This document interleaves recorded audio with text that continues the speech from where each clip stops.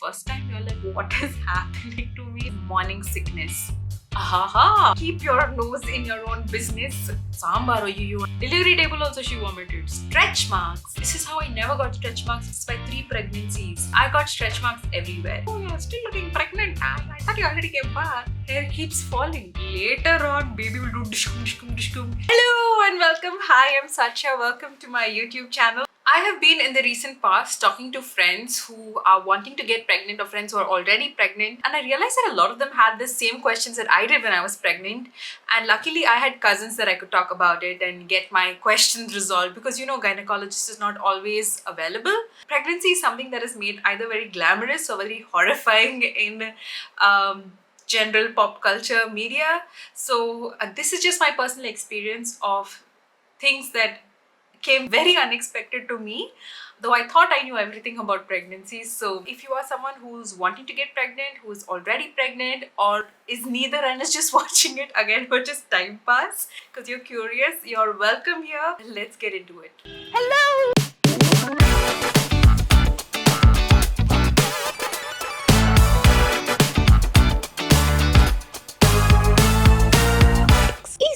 So number one is getting pregnant is unpredictable. Growing up, you would think that, the minute you had unprotected sex, you would immediately get pregnant. It doesn't happen that way. I know of people who have, been wanting to get pregnant, and when they're trying get pregnant in the first month, there are those I know who have been trying for like 8-9 years and still unable to get pregnant. So it's very much almost like a lottery. And if you are someone who has been on birth control for a while, know that after you stop it, it'll take a few months for your body to kind of readjust and then make it more conducive for you to get pregnant. So yeah, if you are thinking, okay, I am now at the age of 28, 29, I want to have a child, I'm going to start getting pregnant and I'm going to get pregnant in the next 5 months. It may be possible, it may not be. Just keep an open mind about it. Be as relaxed as possible.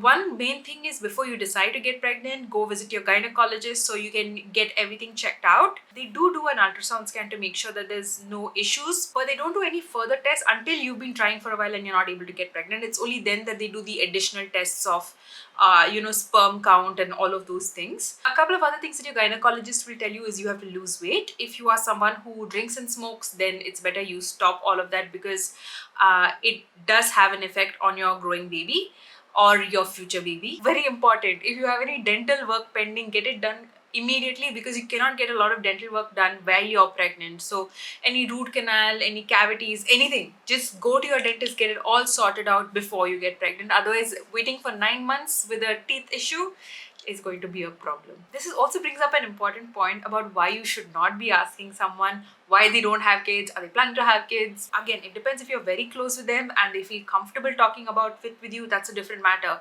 But if it's just an acquaintance and you're like, oh, are you planning on having kids? And suppose it's someone who has been trying to get pregnant for a while, that question really hurts. Or if it's someone who's gotten pregnant, had a miscarriage, has not, spoken about it to a lot of people, that does hurt a lot. So though I guess we ask it very casually, like a very like it's almost like asking, how are you, what's up, what work are you doing? We ask people like, are you gonna have kids?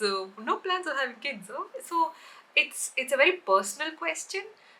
So just think about that before you ask them the question, because it could be a bit hurtful to people, because you don't know what journey they are on, you don't know what's going on in their personal life. So if they don't tell you, another thing, if they don't tell you they're pregnant, don't ask, are you pregnant? Sometimes you're just bloated, sometimes you've just had a lot of food, sometimes you just put on weight, and again then it's embarrassing, because you're like, no, I just put on weight, I'm not pregnant. Or B, it could be that they're trying and maybe they're on medication for it and that's why they put on weight, and so many things. So just keep your nose in your own business. There are so many other things you can ask them about what their hobbies are, what their interests are, what they've been up to, book recommendations, so many other things you can ask them. Compliment them on their lipstick and say like, hey, nice lipstick, where'd you get that from?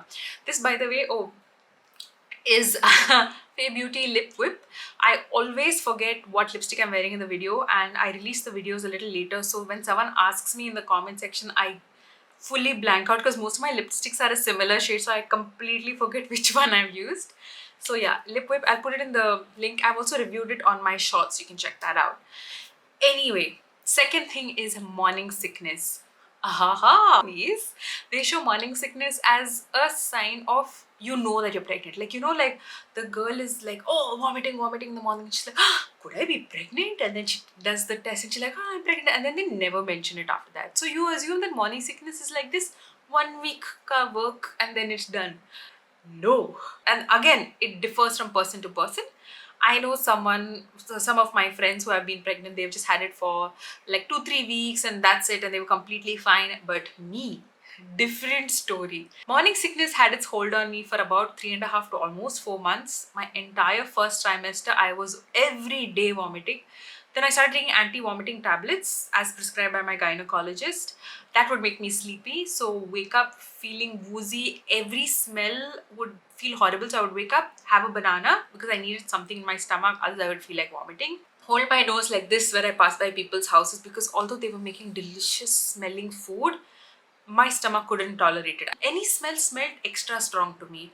Any masalas especially, and I love like masala and dal makhani and all that I love, okay, but sambar, oh you, I smelled sambar and I felt like vomiting. I was shocked. I was like, what is happening to me? It was a different time, and because you vomit, you then feel very weak and then you feel so dull and tired the whole day, and you feel very like I don't know how to explain to you. Like, feel so low in energy. You're not interested in anything. You're scared to go out because you're like, what if I'm out at a restaurant and the food comes and I vomit?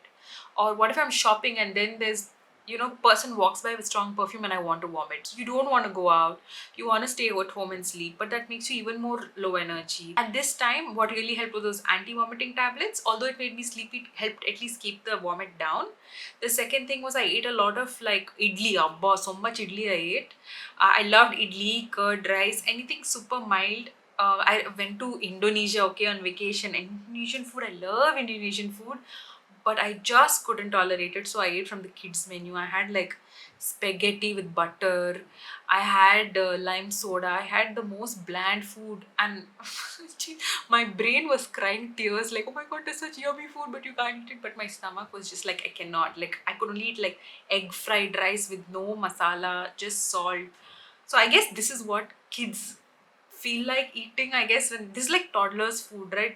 No salt, no spices, nothing, very plain buttery bland food. Okay, now I understand why kids are fussy when they eat, because their stomach just can't tolerate all of these strong flavors. But once morning sickness got over, no, I was like, wow, free bird, I'm going to eat whatever I want, I'm going to be jolly and all. And month 4 to 6 was the best. Great energy, I could eat nicely, I was feeling like on top of the world. So again, you might not have that much morning sickness, you might have even worse. I have a relative who had morning sickness till she gave delivery also. Delivery table also she vomited. Number 3 is tummy time. So when you think of pregnancy, the first thing you think of a baby bump. The thing is, if it's your first pregnancy, it'll take a while for that bump to show. So I think my bump started showing only in month 4 or 5. And so all the time I was pregnant, my not like my stomach was flat with abs, but there was no difference in the shape of my stomach. And half of me was like, oh, I'm so fit. Half of me was like freaking out, like, is my baby growing? It's like there a baby inside. And then I would Google pictures of what does 4 months pregnant look like, what does 5 months pregnant look like. And again, there also sometimes you would see women with completely flat stomachs till 8 month pregnancy also. Some women with very rounded stomachs, a 3 month pregnancy also. So again, it's a range, everybody's body is different, but if it's your first pregnancy, it'll take a while for your bump to show. If your second pregnancy, it shows a bit faster because your stomach pectoral muscles have stretched, so your bump will come much easier. It does help to know that there are different bodies out there. And I know, like, I don't know, during pregnancy you will have a lot of these doubts and fears and worries. What really helped me was either going on Reddit, like our pregnancy is really helpful, or Baby Center. Oh, this was an app my cousin recommended called Baby Center. Not only can you see the changes in your body week by week, it'll also say, oh, today, this week your baby is the size of a small apple seed. So it helps you visualize also your baby. It'll tell you, okay, in this week your baby's eyelashes are growing or nails are growing, or your baby is able to, your baby's hands and feet have developed. So because you cannot see your baby, right, this is a great guide to understanding your baby and understanding why your body is changing the way it does. And they have community groups for, say, if you are due in August 2024, they have great groups that you can join, so you'll be able to talk to mothers who are in the same boat as you. Because someone who's in the 23rd week of pregnancy has very different symptoms from someone who's in the 25th week of pregnancy. Even 2 weeks of difference is a whole world of difference in the world of pregnancy. So it does help to have people you can talk to who are in the same boat, who have great advice. So it's a good community. Because when I was pregnant, no one else in my friends group was pregnant or had been pregnant. My cousins had been pregnant a couple of years ago. I knew of a friend in Singapore who was pregnant the same time I was, but again, she was like 1 month ahead of me, so our symptoms are very different. So yeah, it helps to have that community, and very important also for your mental health. That keeps you grounded and keeps you very calm. The beautiful word that everyone loves to talk about is stretch marks. Ha ha ha. The number of videos that I used to get about how to avoid stretch marks. This is how I never got stretch marks despite 3 pregnancies. One thing that really helped my mental health during that time was knowing that stretch marks is genetic. So my mom has 4 kids and my mom has stretch marks, and so knowing that it is genetic, I was mentally prepared that I am going to get stretch marks, and I did. I have it all over my stomach. I got a bit on my hand. I got some behind my back. I don't know. I got little bit on my thigh also. I got stretch marks everywhere, and I had all done everything. I done moisturizing, I put bio oil, everything I put, but I still got it. But I didn't feel like, oh, I'm a failure, oh, as there's something wrong with me, I'm ugly, whatever. Because I knew, okay, in my head, logically, I knew this is genetic. So no matter what I did, I was going to get it. So if you're going to seeing videos online about how to avoid stretch marks, moisturizing definitely helps because your skin is getting drier because it's getting stretched, so it helps avoid itching, but I don't think it can stop stretch marks. So I wish people gave that disclaimer that it is genetic. Something that did help me was to moisturize myself well. I don't have dry skin, but during pregnancy I developed a dry skin because my skin was stretching. So I ordered this Vaseline moisturizer, big one, so nicely massage myself. And also because your thighs are getting bigger, so my thighs would rub against each other, chafe, they would chafe, and I sometimes it would get little itching. So that moisturizing also really helped, and you would feel like so nice after a bath. Next is food. When you think of pregnancy, everyone talks about cravings, but let's talk about the food that you had to avoid. And you know that, you again, from pop culture, you can't smoke, you can't drink, and I was like, yeah, cool, whatever. You can't have anything raw like sushi, carpaccio. You can't have anything unpasteurized like kombucha, tepache, so many things. Blue cheese you cannot have. You cannot have any soft cheeses like brie and camembert. All of these things might sound very fancy, and it's not like I eat them every day, but when I used to go out, I used to like trying new food, okay? And in Singapore you have a lot of options, so everything I had to check and see, like, okay, is this pregnancy friendly? Even if you have a burger and you have to tell them, it's well done or medium well, so you have to tell them like it's medium well or well done. You have to inform them that you're pregnant and they will cook it accordingly. So a lot of these things I did not realize, and when I would go out to eat with other people and they would be having sushi, I'd be like, I wish I could also have. And that's one thing about India, you have great veg sushi options here, which I love. And cravings wise, I didn't have any strange cravings like, how they say ice cream and pickle and all that. Nothing like that. I really missed home food. So I was missing like sadharanam, like samba, Tharien, fried fish. My friend gave me a pork buffet masala and the recipe. So it's like a Mangalorean Catholic dish, and I made like a big batch of it, and it was so yummy. I was so happy eating it, and I realized that like a lot of the things that I was missing was just home food. And my mother had made carrot cake, and she sent it to my brother who also lives in Singapore. I ate that carrot cake and I felt like so happy. In fact, there's a video of me trying ghee cake, okay? And it went like, has millions of views. The reason why I'm so happy is ghee cake is amazing, but I was having it after so long and I was just so happy to have something from home. And I was like, I was so happy. So if you know someone who's pregnant and they are away from home, either they're living abroad or in another city, then get them some home food or snacks. They'll really appreciate it. Next is shopping. I underestimated how much shopping I had to do. I am someone who is not very fond of shopping simply because having a lot of things stresses me out. Like clutter stresses me out. If I have, say, 10 number of clothes and they fit well and they are in good condition, I'm happy with them. I'm happy to recycle through the 10 clothes, which is why I can never be a fashion influencer, because I'll be wearing the same 10 clothes over and over again. But with pregnancy and your stomach growing, like for example, I couldn't fit into my jeans anymore. Zip would not come up only. So this great thing that I bought was maternity pants. I got them from Uniqlo. I got it in the size large, I remember, because all my life I've been small. Okay, pregnancy I went large, XL, everything. So they have been really helpful. They've been really helpful after giving birth also, and it's the best investment, because a lot of the times when I went pregnancy clothes shopping, I was feeling like, man, I'm only going to wear it 3 months of my life, and then what am I going to do with it, right? Like, well, what is the point? It's just going to be waste or be in a box or something.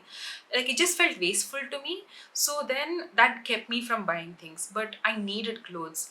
And a great option that came to the rescue is oversized t-shirts like the one I'm wearing. I got a bunch from Cotton On. Um, you can get it. Uniqlo also has great like XL oversized clothes. I also borrowed a lot from my brother, and I just lived in these oversized t-shirts throughout my pregnancy, and it's been really helpful postpartum also with feeding my baby.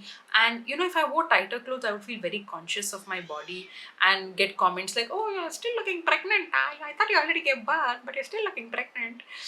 I don't want to listen to all of that, so I love my oversized, loose, baggy clothing. This is very me. This is what I used to wear before I got pregnant, so it felt very comfortable while during pregnancy also. In Singapore, I used to mainly live in just t-shirts and shorts. And finding shorts when I was pregnant was also so hard, because I guess in Singapore, most people are on the very petite side. So even the largest size was like, it went up to large max or XL max.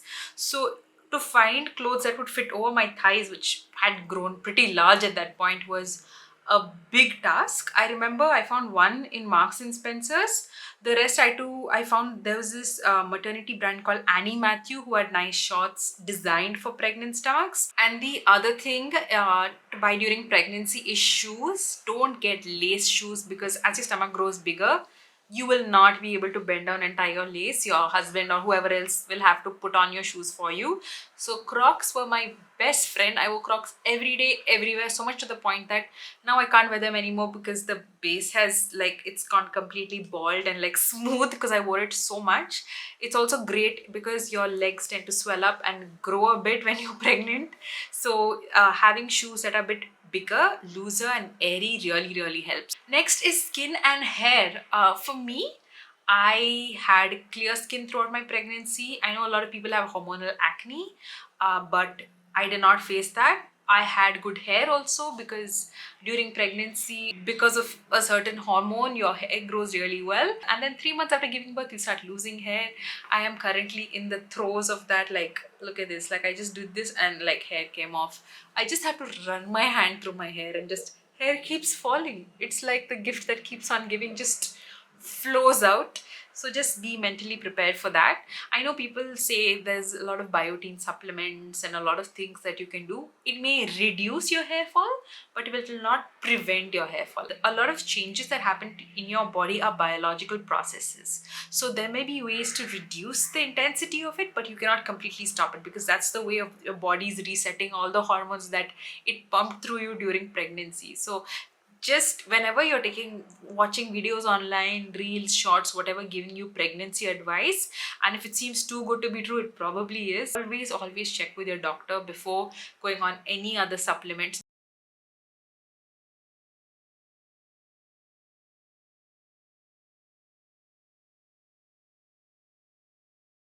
Now coming to number of doctor appointments. In the beginning of your pregnancy, when you're most stressed about your pregnancy because it's brand new and you're like, knock knock, are you still in there? Because you can't feel any kicks, you don't see any bump. That time you'll only have one scan, like very early on from what I remember, and the rest is just, you just have to trust that everything's going fine. As long as you don't see any blood or you have any heavy bleeding, just trust that everything is okay. I think in India, once you take that pregnancy test at home, they do a blood test to confirm your pregnancy. But in Singapore, they do not do that blood test to confirm your pregnancy until like 6 weeks of pregnancy, I think. Uh, all I know is it does not happen immediately after you find out you're pregnant, because I went to check like, oh, can I get a blood test to confirm? And they were like, ma'am, we don't do it like so early, we do it much later. So just keep that in mind. Then in your later stages of pregnancy, it's almost every month you go to the doctor for a scan. Not always a scan, you go for a checkup. Scan is at 6 months, and then 8 months. At certain number of weeks you do get scans done, and each scan is quite expensive. So don't unnecessarily ask for scans unless your doctor is asking for it. And in the last stage of your pregnancy, that's the last few weeks, almost every week you'll be going. So if you are someone who's working a 9 to 5, just be mentally prepared for the number of leaves you'll have to take in between. And generally companies are quite understanding of the doctor's appointments you have to take in between. Again, depends on where you're going. So I used to go to a public hospital, so it would take me like 3 to 4 hours of waiting time. But if you go to a private clinic or private hospital, you can be in and out like super fast, so it shouldn't be a problem. And in Singapore, they used to always ask me, do you need MC, which is medical certificate, to show that, okay, I went for a doctor's appointment. Since I was not working, I didn't need it. But again, like, these are things that would support you going to the doctor. So don't be afraid of going to the doctor. If necessary, please go for any scan, any checkup, and do report to your doctor if you see any kind of bleeding. Definitely, like little blood somewhere here and there is okay, but if it's continuous bleeding, please go to the doctor. If you see any greenish fluid or any other weird colored fluid, please go to the doctor, or please check with someone, because early intervention will help save your baby in case there's any issue. But it's always better to be safe than sorry in these scenarios. Like, there are people who have waited so long and thought it's nothing, no big deal, and had a difficult time later on. And one more thing, try to go with your partner to all the hospital visits. A, because it's a long visit, so you need some company. B, because they also are able to understand and talk to the doctor to find out the different changes, what to expect in the future. And C, it's always a wonderful experience seeing on the scan the baby kicking and moving. And honestly, on the first time they show the scan, no, they'll say this is the stomach, this is the kidney, and for you it's just like a blur. It's like black and white patches, and you're like, okay, oh, okay, oh, this is the brain, this is the intestine. You're like, I couldn't make out anything, but I was like, okay, okay.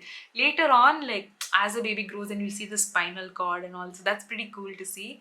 And it's also a nice way for the partner to feel included in the pregnancy, because they are not experiencing your bodily changes, right? They are not experiencing anything other than what you're telling them. Like, I'm feeling this, back is aching, stomach is big, this is that, that is this. So it's nice way for them to picture what's coming up ahead. Speaking of which, the next thing is kicks. I didn't expect this, and it was a very like thrilling time. So in the beginning, I didn't feel like baby kicks. I think only in the 7th or 8th month I would feel like a small. It feels like a butterfly flapping its wings inside your stomach. It's like very light, okay, and you're like, oh, so cute. Later on, baby will do dishkum dishkum dishkum, kicking like anything, and sometimes you can even see the skin move of your stomach, because of the baby's legs, and it is very exciting. Like, and every time it always happens. Okay, minute baby kicks, you are telling your husband like, oh, feel it, feel it, feel it. Baby will stop kicking, and you're like, oh, but it's a nice experience, and I really like. I miss it, feeling those legs kicking. Now she kicks me from outside, but it's a nice, it's something that I did not know would happen, and I did not expect, and it was like a exciting feeling. Also, baby will keep kicking on your bladder, so you will have to wake up I was waking up almost every 3 hours to go and pee every night. I used to feel irritated, but then I realized that it was practice for post birth, when you will be waking every 3 hours to feed the baby. So it's just practice. Another thing about the body and feeling uncomfortable is I used to burp a lot. I got a lot of heartburn. Heartburn is basically whenever you eat something like spicy or tangy or something acidic, basically you will feel a burning sensation on your chest. So after every meal I used to be like, paining. That was at least tolerable, but for me the burping was insane. It's also because your baby's expanding, right? And so it's moving all your organs this side, that side. So there's a lot more gas that's being built up, and that's why it keeps coming up. So in the night, I would have to, when I'm sleeping, I would wake up, burp, feel uncomfortable, and go back to sleep. And so, partners, you will be ready for a lot of burping, complaining, because your body is going through so many changes that it has never experienced before. I'm sure maybe second pregnancy you're like, hey, this is all normal, but first time you're like, what is happening to me? Like, there are so many things changing, it's insane. The strangest thing for me was my eyesight. Is a bonus point, only applicable if you have specs. I went to get new glasses. Okay, I made a reel about, oh, help me pick my new glasses. I was buying it in Singapore, and when I went to test my vision, they're like, they said, what was your power? And I said, last I checked last year was about 2 point something. They checked my power and they're like, it's 5 point something now. I was like, what? Is my eyesight that bad? And then she was like, are you pregnant? And I said, yeah. She said, oh, it's very common among pregnancy that your eyesight changes, your power goes up really high. So I would recommend not getting glasses that are of that power. If you want, I will give it to you, but I would recommend go to your old power only, maybe increase it a little bit. So that's what I did. Instead of that 5 thing, I was like, gone case, I'll go blind. I got 2 something only power, and now I think my vision is kind of coming back to normal. And last thing is hospital bag. I watched so many videos on this hospital bag thing, and I realized that I packed so many things in my hospital bag trying to be so prepared. I didn't use anything. I don't know if it's just a Singapore thing, but in the hospital that I gave birth, which is NUH, they gave me everything. Like even toiletries, they had toothpaste, toothbrush, shampoo, conditioner, everything in one small toiletry bag. They gave me towel, everything. The only thing I actually needed was clothes to go back home in and an outfit for the baby to wear. I carried a big portly suitcase, backpack, everything, which is a bad idea because when you're going back with the baby, since you're carrying the baby, because babies know you need both hands for the baby, your partner will be carrying all this saman and trying to get a cab and everything. It's like a mess. So I would recommend just check with someone who has given birth at that same hospital to see what the hospital provides. Sometimes some hospitals don't give all of these toiletries, so it's better to carry your own. Some people carry pillow and all from home. I don't know, the hospital pillows are perfectly fine for me. So just check with someone and then only pack your bag. Don't overpack because it adds to the stress of once the baby comes out, no, nothing else matters. Your only focus will be on the baby. So then trying to like root through one whole big suitcase of things will drive you insane. Yeah, so those were the things that surprised me during pregnancy and what I wish I knew. But I hope this video helped. If you just want to share your pregnancy experience, just put them in the comments. I'm sure there are a lot of people watching it would benefit from knowing of your experience, the good, the bad, the uncomfortable, the funny. Funny is always great, always welcome. And if you are trying to get pregnant, all my love and support and prayers for you, and I hope that it works out for you. If you are currently pregnant, all my love and support. Enjoy this time. I ate nicely, enjoyed, relaxed a lot because life changes completely in the best possible way, but it's just like a very different time. So just enjoy this time of being pregnant, and I hope you get all the support and love that you need. And yeah, a lot of praying for lots of love and joy and happiness and safety and support for you all, regardless of what season of life you're in. I gotta go, my baby's crying. Bye.